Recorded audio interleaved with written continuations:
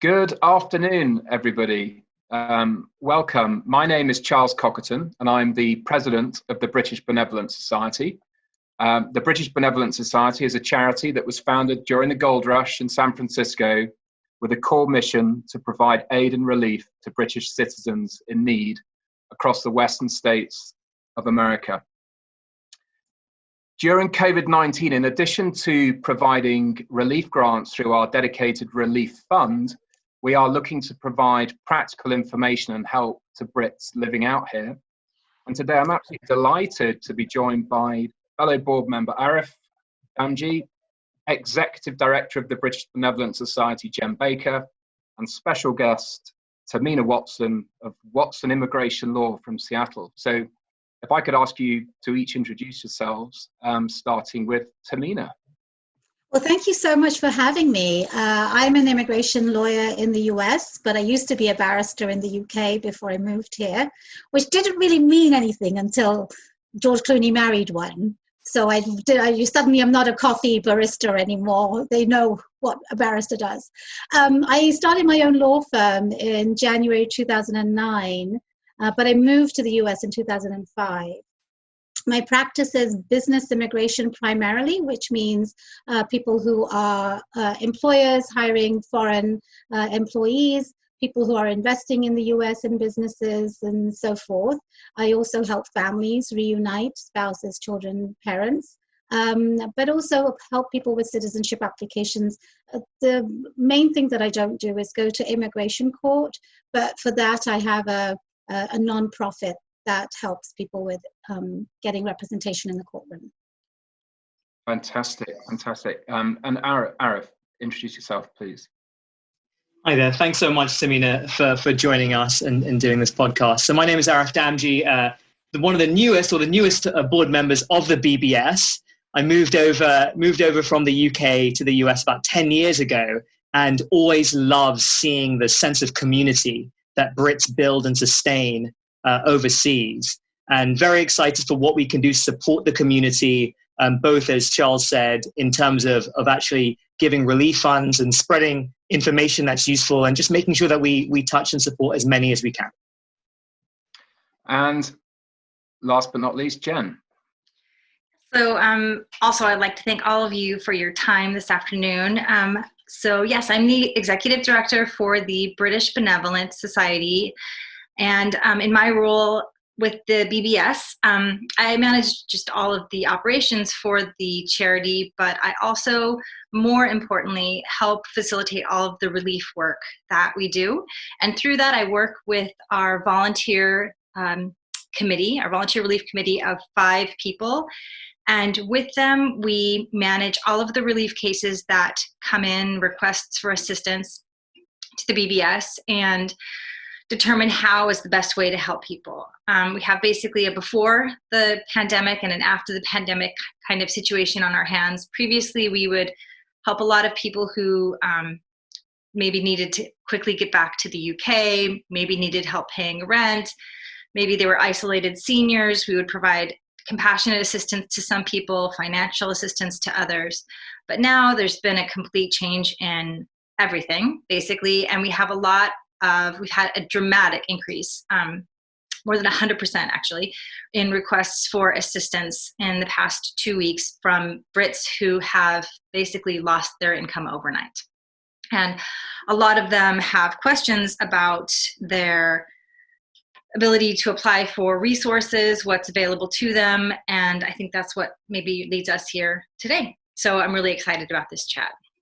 Absolutely. Thank you, Jen. Yeah, I think we're probably our busiest as a charity since the 1906 earthquake in San Francisco. So it really has, it's been our own surge, so to speak. So one of the key issues and topics that's really been coming out of the COVID-19 crisis so far, from not only relief cases and people we're thankfully directly helping, but also just the community generally, are questions around immigration at this moment in time, and how, which has always been very, very important for the community, but particularly so now for many people. So Tamina, again, it's great to have you on here as an expert in this space and a fellow Brit that made the move out here and built a life here. So I'm going to start asking the questions. And the first question I have for you is, have you seen an influx of new cases as an immigration lawyer in the time of COVID? Yeah, that's an interesting question because yes and no. Yes, because there are a lot of questions, a lot of fear, and a lot of practical issues people are dealing with. They're not necessarily translating into cases as such, but a lot of troubleshooting.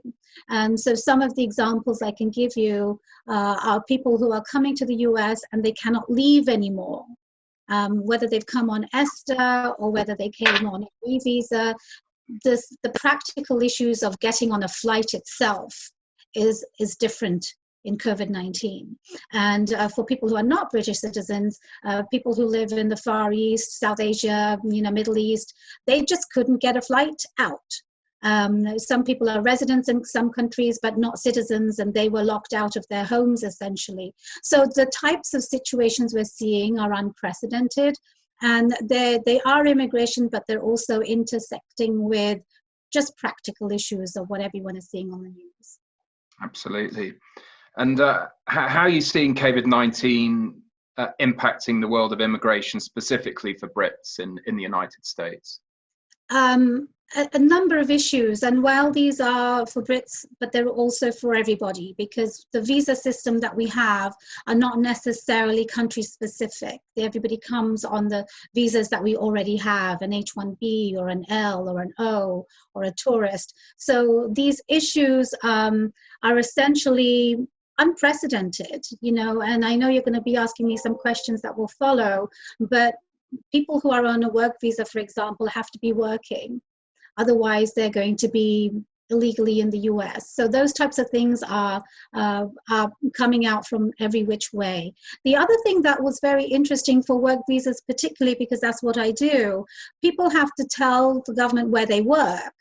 And when they tell them where they work, there is a specific process for it. You take a notice, you put it in the office and say, we're going to hire an employee who's going to work on this street at this this location. But suddenly everyone's working from home. And remote work is not necessarily something that was thought about in these regulations.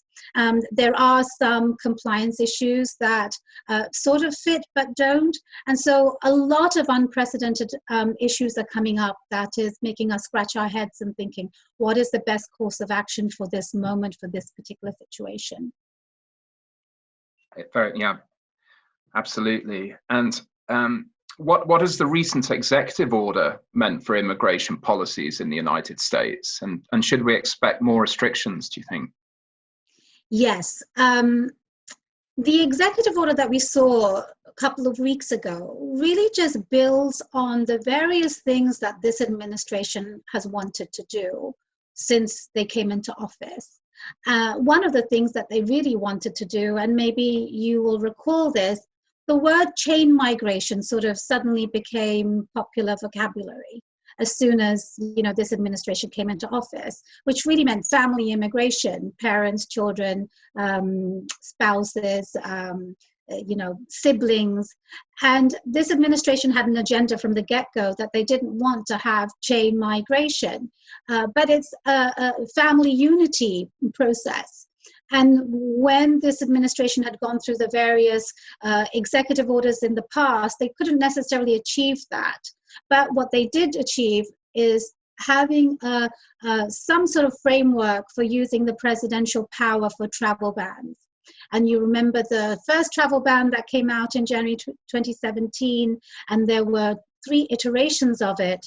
And the final one stuck because the Supreme Court said, well, you're staying within the 4 corners of the law, we're going to allow it.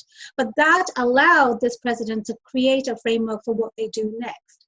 And so when we saw earlier this year, a travel ban came into place for Europeans. A lot of Brits and, people from Europe had restrictions in coming in. But COVID-19 allowed the president to go a step above that and then essentially carve out a mix and match of what he really wants in an executive order. And the executive order is really bypassing Congress to do what he really wants to achieve. So what the executive order did a couple of weeks ago, it said we're going to stop green card holders who are coming in on a family basis, so parents, spouses, and children who are over 21. These people will not be able to come in for the next 60 days unless their visas were already issued. They also put a restriction on green card holders who are coming in through employer programs, but are coming in through something called an EB3 or EB2 preference category. And the notion was that these people have a green card that's not tied to any employer, and therefore they're going to take American jobs. And so the overarching narrative that they have is you're taking American jobs. But really, these green card holders, parents are not coming to take jobs, you know, and the people who are getting employment-based green cards have to work for those employers for a good amount of time before they can move. But they did carve out caveats for certain types of folks, and people in the health industry can come in. People on the EB5 program, that's the very expensive visa program, they can come in. So it's very much a mix and match situation. But the key to note is it's for 60 days only, as it stands. But if you think about it practically, the embassies are not going to be open for the next 60 days. So really it's using the COVID-19 as a vehicle to achieve what he wants to before the election. But the other key to note is that he wanted to put restrictions on work visas, but he didn't have enough time between the Monday night tweet to the Wednesday signing of the executive order to figure out how to do it. News articles came out saying, well, if you're on an H-1B, we're going to ask the employer to do these certain things, which are not legally permissible as they stand. And so they bought 30 days. And what we expect is that from the 30 days starting from the date the executive order was signed, more restrictions to come in. And yesterday, some Republican senators wrote to the president asking for H-1B, H-2B, student visas, and one other thing to be restricted.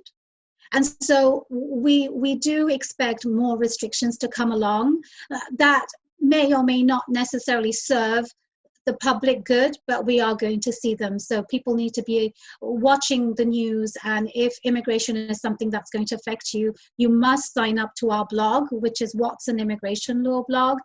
But you must keep an eye on the news and stay in touch with Jen and everybody at BBS. Thank you. Thank you for making us aware of that. And again, do you have any general advice for those that are worried or scared about their status or ability to get their green card, or those even stuck out of the country? Well, if they're stuck out of the country, we have a different set of analysis for them. What kind of visa do they have? When did they leave? Can they come back? Do they have a US citizen spouse? There's an individual case-by-case analysis to do for that person. And so for that person, I'd say go and look at the executive order from 2 weeks ago to look at the caveats. If you have a US citizen spouse, you can actually come in. But if you do not, you may not be able to come in. For people who are in the US, it depends on what their status is. If you're on a current work visa and you're currently working, I don't necessarily anticipate a problem for you. If you are a green card holder, I don't necessarily anticipate a problem for you either, as things stand, just to be here. If you have any applications pending, whether it's for an extension of a work visa or a renewal of a green card, or an application for citizenship, you can expect those cases to take a lot longer. When this administration came into office, within months, all applications started to take a very long time. You know, they started to take 3 times the time it was taking during the Obama administration. And so for green card example, a green card application can take anywhere between 18 to 24 months. And now with the COVID-19 delays, you can possibly expect easily another 6 months if we're lucky. Right, yeah. Arif, I know you have some questions that you'd like to ask Tahmina. Yes, Tahmina, thanks so much for those really fascinating kind of overview of what people should be aware of in current times. And so wanted to dive into questions, maybe a bit more of the specific set of questions that have come from our relief cases, have come from the British community that surrounds the BBS, just to see if we can get that tactical information that they request. And so the first category that came up were temporary visas. And we had a number of questions around work, if those on work visas or other forms of temporary visas are laid off or furloughed, as so many unfortunately have been, are they going to accrue unlawful presence and other components that could harm them in the future? I'm so glad you brought that question up. And it is something that we as lawyers need to keep an eye on. It depends on what the work visa is. Most work visas will allow somebody to have 60 days of what's called authorized stay. You can be in the US for 60 days once your employment has been terminated. And somebody needs to keep a very close eye on those 60 days. Be very, very careful about counting them. Because if you do apply for something else in the future, the government will say, show me how many days you were unemployed. And that's typically referred to as a grace period. But what we anticipate is that this COVID-19 could go on for a lot longer than 60 days. And so people in that situation need to, A, calendar those 60 days, but B, also make a plan. Can they get another job? Maybe not. And if that's the case, what is their backup plan? They might have to leave the country. I don't know if practical issues will come in place. Can they travel, can they not? But it might be that they'll have to change their status to that of a B2 visa status, which is a tourist visa. And for anybody who's listening, you can actually do it on your own if you want to. It's not always advisable depending on the situation. But there's a form called I-539. And that's the form that people use to change their status to a B2 visa. That might be a backup plan for a lot of people because 60 days will come and go before you know it. Now, unlawful presence is a key immigration term, which basically means you're here without status and you're essentially accruing this time that is going to have an effect on what happens to you in the future. If you're in the US unlawfully present between 0 and 6 months, and you leave the country, you can still come back. You get a slap on your wrist. It's a little bit of a battle to get the visa, but you can still come back. But if you are unlawfully present between 6 months and 12 months, and then you leave the country, you cannot come back for 3 years. A trigger just gets, it's like a switch going off once you get on that plane and leave the country. And if you are in the US without status for 12 months or more, you cannot come back for 10 years. And so why this is crucial is if you have passed that 60-day mark, you cannot change your status or extend your status. You might get a wonderful new job at the 90-day mark, but if you then try to change your status, you will not be permitted. Any application has a two-pronged process. An H-1B application, I'll just take that as an example, but it could be an O or an L or an E or anything. And they're looking at the merits of the case. Do you meet all the requirements? And do you, as an individual, meet all the requirements? So on the H-1B, do you have a job? Does the job match your educational background and so forth? But as an individual, are you allowed to stay in the US? And so an application can be approved on the merits, but they may not give you status. And those who have seen approvals on H-1Bs or other work visas will know that you get a little tear out at the bottom of the approval called an I-94. You may get an approval without that. And without that, if you start working, you're working unlawfully. So keeping an eye on those 60 days is going to be absolutely paramount. You keep looking for a job, and then, if you do find one, you leave the country and let them file it for you. But if somebody finds a job within the 60 days and they can get that application filed, you can stay here and wait for that approval. Now, a follow-up to that is how long is it going to take for that approval? The government has something called premium processing. You pay the government extra $1,440 and they expedite your case. But as of, I want to say maybe 6 weeks ago, premium processing was suspended. They cannot fast track any cases. It doesn't matter what kind of case it is.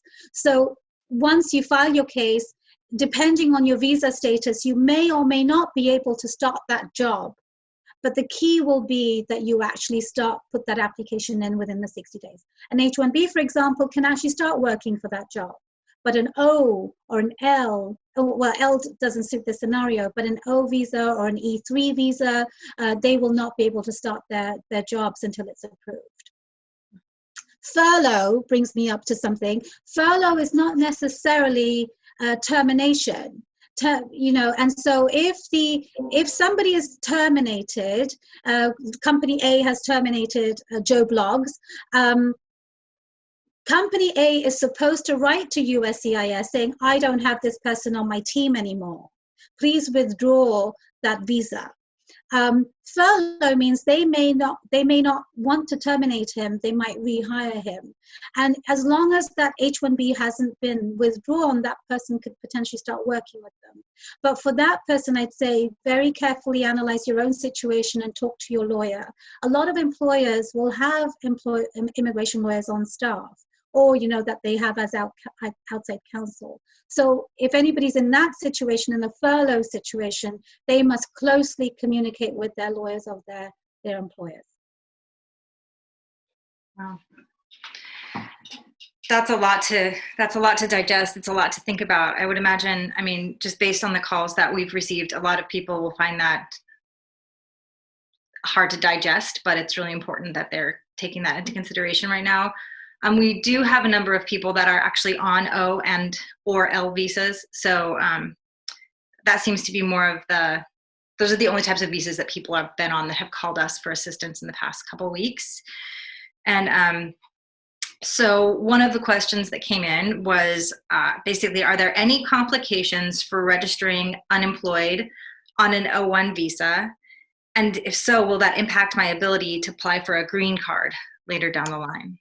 That's a really good question. And this unemployment question has come up a lot, of course, in the last 6 weeks. And I am going to send you a document that you can share on your website.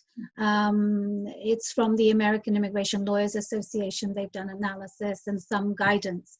And what you will find is every state, because this is a country where it's a federal law country, each state has its own laws. And for California, I believe, when you're applying for unemployment, you have to show that you are ready and willing to take a job, be ready and willing to work. But if you're on a work visa, you're not actually able to work until an employer has sponsored you. So the reality is that you cannot actually say in truthfulness that you're able to work, because you cannot, and therefore that person shouldn't actually apply for unemployment. But this document that I'll send you that you should share with people will give some guidance, because it's state specific. But unemployment in general, the way people get funds is a little piece of your paycheck is going into this bucket every paycheck, but that is state funded as well as funded by your funds, and that makes it a little complicated.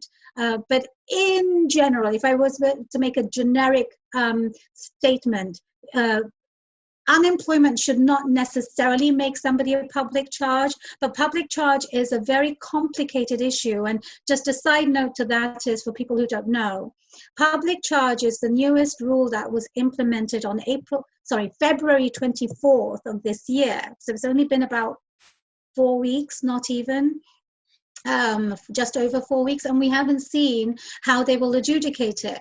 But public charge means that the government wants to see anybody coming to the US, whether you're a tourist to applying for a green card and everyone in between, that you can financially support yourself. And all the forms have been changed, everything has been changed to make that accommodation on those rules. But public charge has specific guidance on what is public charge. But when these rules went into effect, nobody could even have fathomed that COVID-19 would cause this issue. And so it is a moving target. And I would ask people to go to their own state's laws to understand what is state and not state funded, and what the ability to work means, and whether there is even that prong. So I don't have a straightforward answer, is what I'm trying to say, unfortunately, but they should be very careful in applying for it.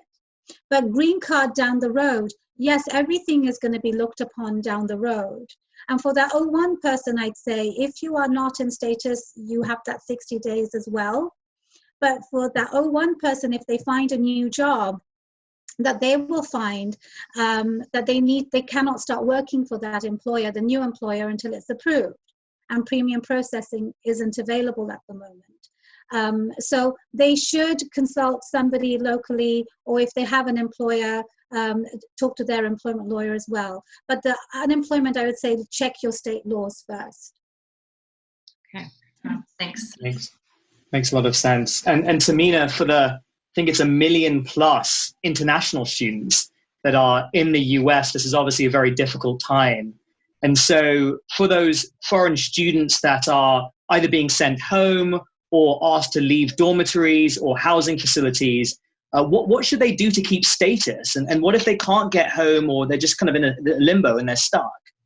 You know, that just gave me goosebumps, because this is something I have been seeing a lot, I mean, among everything else. But these are essentially, I mean, when I look at students, I often think about my kids just a little bit older, and it makes me so fearful for them. And immigration is so strict. Jen, I will send you another document for students alone. The Immigration and Customs Enforcement has guidance on it. And essentially, they are relaxing some of their rules, that people can do online classes.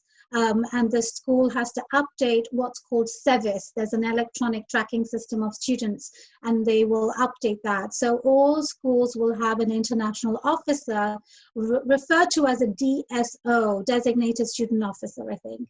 And they need to update the records. And so for them, online classes are acceptable, but again, it's school specific, and they need to make sure their schools are on top of it.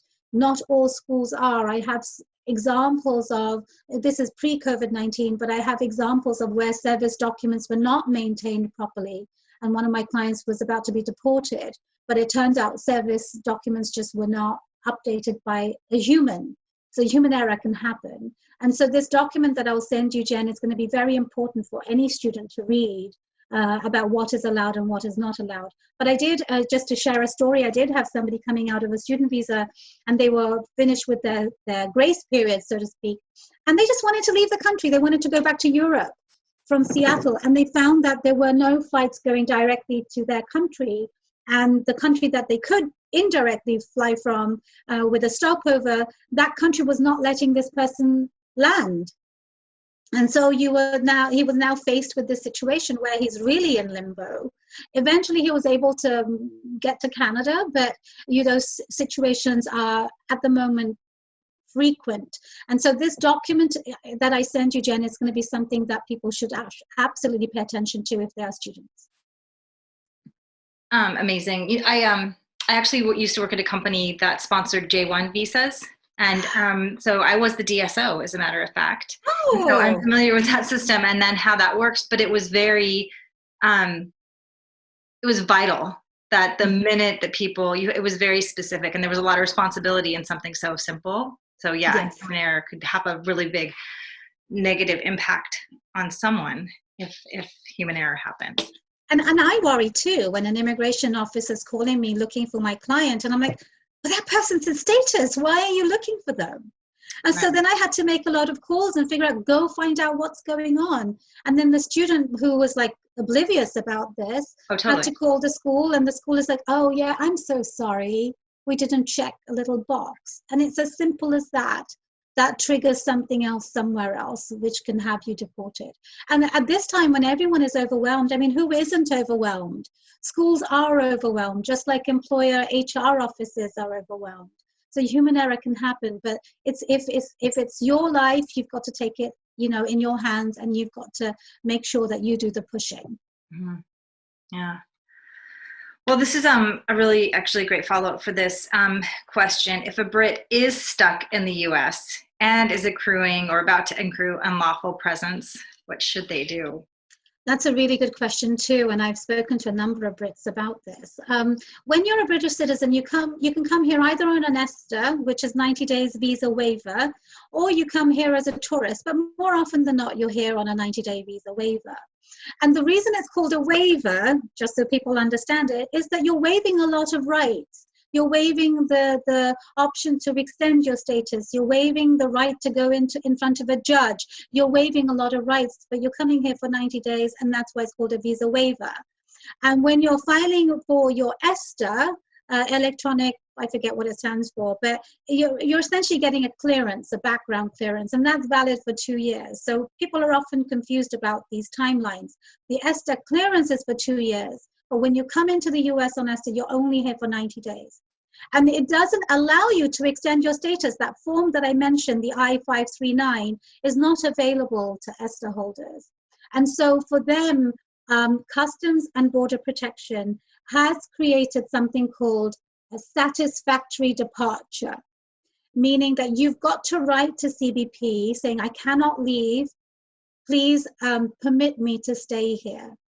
And your CBP offices in different states are operating in different ways. In some states, a lawyer can contact them. In some states, the individual has to contact them. And you would write an email to them saying, I am seeking satisfactory departure. That is very, very important. Anybody in that situation must remember the words satisfactory departure, if that's all you remember. And then Google, there might be some instructions on that. If I had time, I'd write a Q&A for you, but it's a lot of time for that. But satisfactory departure is something very new. I don't think this ever existed as far as I know. Now, if you're on a B2 visa and you're coming to the end of that, you've got to file an extension. You know, Immigration Lawyers Association, the American Immigration Lawyers Association, called AILA, had written to the DHS saying, here are a number of requests or suggestions that we have. And one of the things that I had personally advocated for is USCIS needs to give a blanket mercy for anybody in the US within these 90 days. Say, you know, if you're here and you cannot change or extend your status or can't leave, we'll just forgive you, but they haven't. And therefore, it is incumbent on yourself to make sure that you protect yourself. So if a B2 visa holder is here, you've got to extend your status. File an extension using the I-539. But public charge comes into it as well, unfortunately, and they will want to see that you have funds to, support yourself. So beware of that too. What a complex situation for many to be in during these difficult times. And so thank you for explaining that so eloquently. And as we think about another group, the aspiring green card holders, many come and are on a path to apply to a green card or for a green card soon, either being sponsored by work or family. What should they in particular be aware of during this time? It depends on where they're located. So if they're outside the US, they can expect a suspension of their application processing for 60 days at least. But what we do expect is that the 60 days will be extended. So they need to keep an eye on that. If you're in the US and your green card application has been filed, it depends on where you are in the process. But regardless of where you are in the process, the assumption is that you're already on a visa category that allows you to be here. And so the first thing is, make sure that you are complying with all the rules, or your employer's complying with all the rules of that visa category. Like the H-1B that I mentioned, if you're working remotely, there are some compliance issues to adhere to. But if your application is pending, I don't anticipate anything but very long delays. I don't anticipate COVID-19 suddenly creating an obstacle to deny your case. If you filed your case before public charge rules went in, good for you. I'm so glad for you and so happy for you, because the nightmare that public charge forms is going to hit everybody very soon. So that delay will happen. But let's say if you are in the process of a green card application, and there are stages. The first stage is with the Department of Labor, where the employer is showing, I can't find anybody. If you're in that stage, that could take a little bit longer, and there's a domino effect. But when you get to the actual green card application form, you will be subject to the public charge forms. So what I will say to that person is go and research the form I-944. Use this time to prepare, because it truly is a nightmarish form. They want to know your education, your health, your credit history, and a lot of people don't have credit reports. And if you try to get a report, it's not even that easy to get. Or if you're trying to fix something with your credit history, boy, try to get on a phone with somebody. It's not going to work. So there are a lot of challenges. So preparation is key. So get the form I-944 so you can just prepare and use this delayed time productively.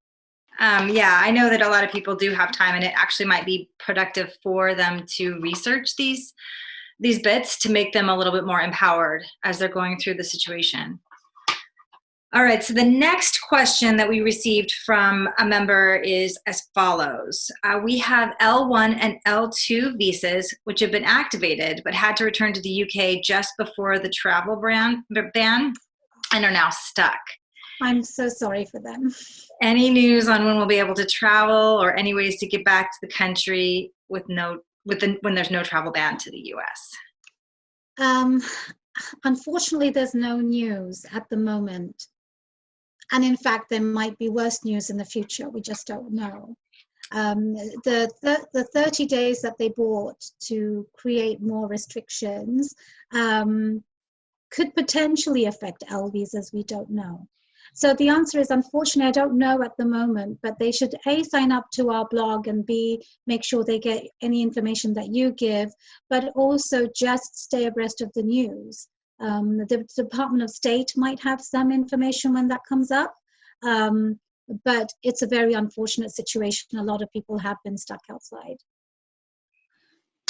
And then if we take that question and apply it to broader visa categories or green card holders, so they're stuck outside, they're not sure if they are sustaining their status, what should they do? Any news for them or ways that they can keep abreast while they're stuck outside the US? So green card holders, I'll give you an example of the green card holder is stuck outside. The green card holder is not banned from coming back. They can come back, but the practical difficulties are keeping them away. So for example, India is under lockdown completely, as are many other countries. There are not even flights going out from one country to another. And so they're literally stuck. Now, for a green card holder, you are legally bound to live in the US 6 months out of 12 months, 50% of your time. If you are outside the US between 6 months and 12 months, you can have evidence to show why you couldn't come back. And that's the scenario that the majority of people will fall under, potentially. Some might fall into the other one. I'll talk about that in a minute. But essentially, for those people, they need to, COVID-19 should be a one-word, get out of jail card, frankly. But it may not be, because we are under an administration that is really looking at every which way to cause problems. And so any information that you have in real time about, flights are not going out, you're not allowed to leave your house, these types of information, official notices save them. What happens, even though we have the internet at our fingertips, what is news today may not necessarily be news tomorrow, and that page would have been updated, and you will not have that evidence anymore. And so what we do as a law firm often, particularly when we're doing green card applications, we are printing every page every day for some situations. And I think that notion has to apply here, because the news website, if they change language and it suddenly is not favorable, you can't necessarily convince an immigration officer who's also overwhelmed at an airport, dealing with different countries and different rules. You've got to potentially provide that. So gather any information, back everything up. In law, we tell everybody, what we say is not enough. We've got to back it up. Everything we say, we've got to back it up. So whatever your issue is, my dad was sick, or they fell over and they were going to have heart surgery, or they died, or whatever that is, you've got to get the paperwork ready. So for that person stuck outside the country as a green card holder, between 6 months and 12 months, that's what you do. If you're stuck outside the country for 12 months, your situation is a moving target, because you will suddenly face this issue at the airport where typically, if you're outside the country for 12 months, an immigration officer will accuse you of abandoning your status. But you may fall into this situation where you were already out for 6 months, and you're going to come back, but now it's 6 months later, because we don't know how long COVID-19 will last. You're in that situation where they could potentially argue you have abandoned your status. So those documents that I mentioned are going to be crucial for you, and you've got to keep an eye on the news about what the Department of State and what the government is doing, because I truly believe that they have to do something for those people, and there has to be a get out of jail card for COVID-19 situations, but we don't have that yet. Wow. Okay. So moving on, I guess now to potentially a question about even the possibility of applying for new visas. This is, again, from a member. My husband wants to apply for a U.S. visa by September. Will this be possible given the current restrictions? Is there anything that he can or should do? Unfortunately, I think it's going to be difficult. I have clients. I have one client in London who was so close to getting his interview. In fact, he had an interview date, and then they cancelled it. And we waited, 90 days to get that interview? It was a work visa. And he's just an example of many people's interviews that have been postponed. And so when embassies reopen, there's going to be a priority, I hope at least, of getting people in first that were on a waiting list. And so any new applications will be backlogged. And so for that person who wants to come in September, I don't really know what the answer is. We have to watch and see. But my instinct says they may not be able to get that as quickly as they want.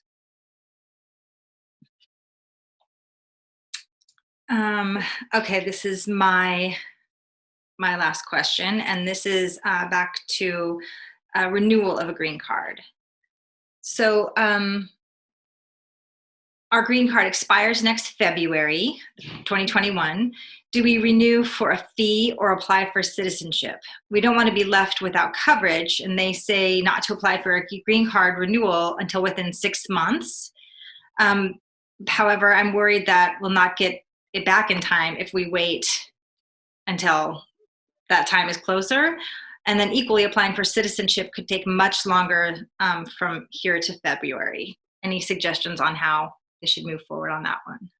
The simple answer is they should do both, and they should file for the green card application at the 6 month mark.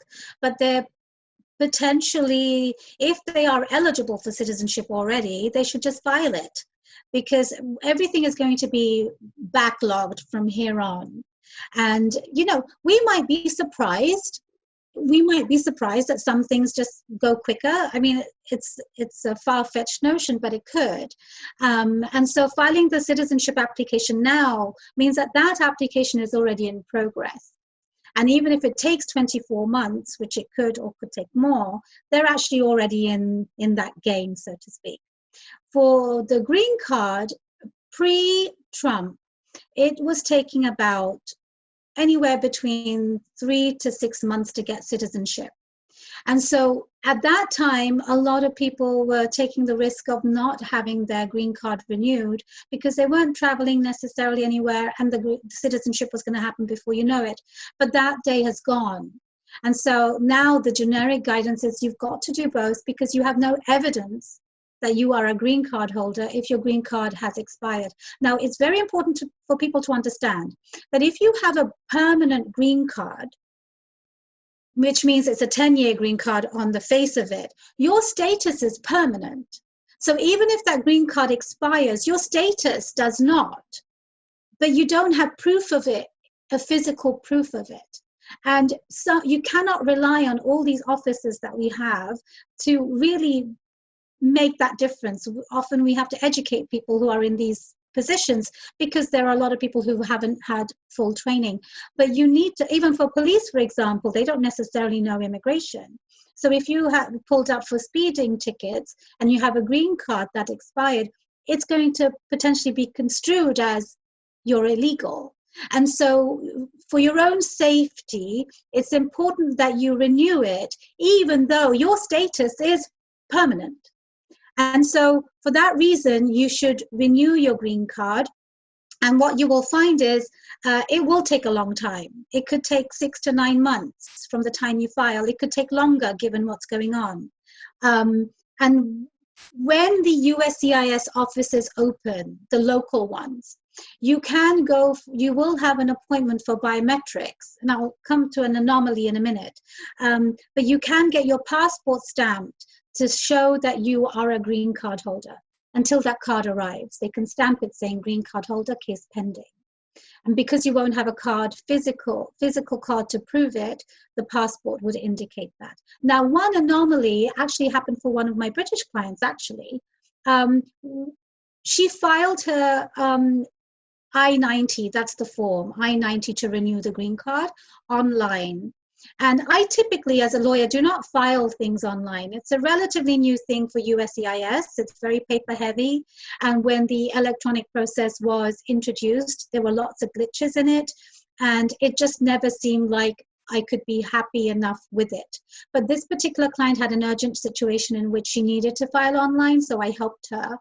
And lo and behold, because of COVID-19, they waived the fingerprinting for her, and she got her new green card within 90 days. It wasn't even 90 days, actually. Maybe it was 2 months. I saw her just a few weeks ago, it feels like it anyway, earlier this year. So there might be some sudden benefits to the online applications that I hadn't really thought would be there, but I don't trust it would last for long, but that's an option for people to think about. People need options. What do you do? And if you can do it online and it saves you the signature and what have you, but be prepared, there'll be a lot of uploading of documents to do. So simple answer, do both. Do the citizenship sooner rather than later if you're eligible, and wait for the 6 months mark to file the green card application. Great, thank you. That's really practical and helpful. Yeah, thanks. And thank you as well for collating these questions from the relief cases at the moment, and also the membership of the British Benevolent Society. It's clearly an evolving situation, and information is changing all the time, and it's important to have this input from a professional like Tahmina. Tahmina, on that note, are you anticipating any changes in the near future with all of this? You know, before COVID-19 sort of took over our lives, there were a lot of changes pending. One was the public charge that I mentioned that actually got implemented as COVID-19 was blowing up on February 24th, and public charge will apply to everybody. So if you're a tourist, you know, watch out. And if you have stories to share, I would love for you to share them with Jen so we get real-time information about what's happening on the ground. But the other change that we expect, as I mentioned, the executive order, we'll see some additions to it, and that will happen in less than 2 weeks now. And so please sign up to our blog. We will write about it. But some other changes that were pending, and one of the big ones is fee increases. So that person who is contemplating citizenship, I would say file for citizenship now for this other reason I'm about to mention, is USCIS is increasing their fees. Some of them double, some of them triple.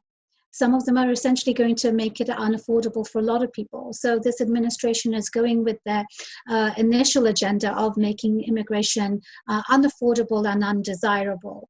And so citizenship fees, for example, are going to become, they're $675 at the moment, I think, and they're going to become something like $1,200, $1,300 per person. But the H-1B fees are going to, every single fee is going to change. And the government says that, and I read these 500 pages, believe it or not, and the government was basically saying, well, we want to make sure that this money goes into processing. They never necessarily said processing times will be faster, but they really are trying to siphon money into ICE. So ICE, DHS, just to paint the picture for people, DHS, Department of Homeland Security, was created after 9/11, and it has 3 agencies: Customs Border Protection that, looks after the borders, USCIS that gives benefits, and ICE is Immigration Customs Enforcement. They pick up people and then take them into detention centers and so forth. ICE and CBP are generally funded by Congress, and USCIS is funded by these fees.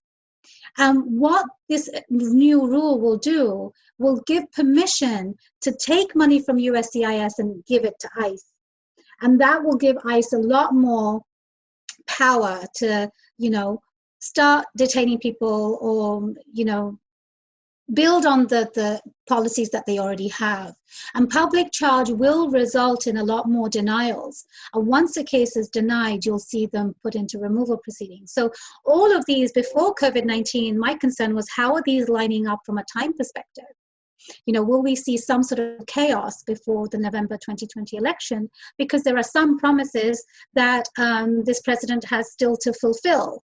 And one of them is, DACA, for example. And so I don't know if our British community necessarily has a lot of people who are dreamers. That's children who are brought to the US, by their parents, but they don't have status. The Supreme Court is sitting on a decision that will come out any day now, between now and end of June. And it's widely believed that the Supreme Court will rescind this program, immediately leaving 700,000 dreamers, young people without status, who will then be subject to removal potentially. And so one change really is linked to another. It's very much like the ankle bone is connected to the knee bone, to the hip bone, and so forth. So lots of changes are pending in the future. But for our British community, what I would suggest is keep an eye out on the executive order, because a lot of them that we will see in the next few weeks will be about work visas likely. But also keep an eye on news about fee increases, and that's going to happen for sure. It's just a matter of time. It will happen between June and potentially November. I mean, I'm surprised it hasn't come out yet, but there were a lot of comments. So if anybody is sitting on filing for citizenship particularly, that person should absolutely file for citizenship now. One of the things I will share with Jen to share is my own citizenship story. When I came to the US, I just came because I fell in love with this amazing guy and moved to America, which became my home. And all my life, I really wanted to be a barrister and practice law. I remember walking around the Inns of Courts when I was little. That was my dream, but suddenly I'm a lawyer in the US. And I didn't necessarily have a need to be a US citizen. I was eligible for a long time, but then I had my first baby, and you can lose your green card, just like we spoke about. What if I need to go to the UK suddenly and then I'm stuck there for 6 months? I could potentially lose my green card. So after thinking about it a lot, I did apply for citizenship, and I did go through the oath ceremony, and it really was a profound moment. But what it made me realize firsthand is that if this is going to be your home for the long term, why not apply for citizenship that gives you the securities that take away these worries? In the Trump administration, even citizens are not necessarily safe, because they have created a denaturalization department and they've funded it well. And actually that's part of the new rules, the fee increase that they've talked about. They talk about the denaturalization department quite a bit. But if you are eligible for citizenship, if there's one thing that you walk away with from this conversation, is apply for citizenship now. Vote when the time comes. I mean, you won't be able to vote in November 2020, but it takes away a lot of the worries that we've just spoken about. And you won't have to pay triple the fees. I can speak a little bit to, it's really fascinating. When I worked at the consulate, not so much this job, but we didn't have the term dreamers, but there were British citizen subjects that were in their 30s and 40s and had been here since they were children and just had no idea. Wow. Actually. So really? It's not, it happens. And I've seen it happen. Yeah. I'm glad to hear our community, it's not good news, of course, but we can help them is what I'm saying. My nonprofit, as of Monday, is going to be having a program where we're essentially training lawyers to help other lawyers. because there aren't enough immigration lawyers. In Washington State, you know, we have about 500 immigration lawyers, but not all of them go to court, like me. And when there is a court proceeding, you need a specific type of immigration lawyer. And I was basically helping all the immigration lawyers get to place as volunteers for pro bono help, from the travel ban to separation of parents. And I found that, wow, there aren't enough people, but our legal community as a whole wanted to help. And so my nonprofit essentially trains non-immigration lawyers, pays a stipend to immigration lawyers, experienced ones, and makes them a group and gives them a trial. And essentially we're building capacity. And why we're having this training on Monday is because the Supreme Court will likely take DACA away. And if you have anybody that's in Washington State, Jen, that fits that category, I would love to know that, because I'm working with a couple of organizations to put DACA clinics as well. So that is our immediate target for who is going to be affected if the Supreme Court takes away the Dreamers protection. So lots of changes, Charlie. It's just none of it's good, unfortunately, but what people can do is really keep abreast of the news, sign up to a blog, which is at watsonimmigrationlaw.com, and there's a blog tab, but also stay in touch with Jen and all of you, because, you know, we will work together to collaborate to make sure news gets out. Absolutely. Well, on behalf of the British Benevolent Society, Tahmina, I'd really like to thank you with all our hearts. And I'd also like to reiterate that the British Benevolent Society is very much here for Brits across all of the Western states of America, covered by the consulates of San Francisco and Los Angeles, which very much includes Washington, Oregon, etc.